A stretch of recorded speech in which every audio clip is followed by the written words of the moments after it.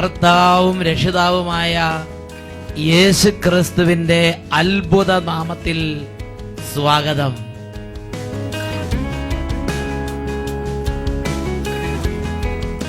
ആരും പിന്തുടരാത്തപ്പോഴും ദുഷ്ടർ പേടിച്ചോടുന്നു.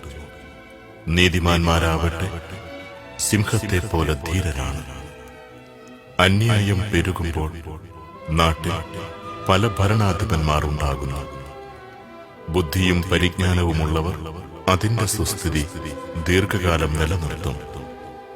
ദരിദ്രനെ പീഡിപ്പിക്കുന്ന അധികാരി ഭക്ഷ്യവിളകൾ നശിപ്പിക്കുന്ന പേമാരിയാണ്.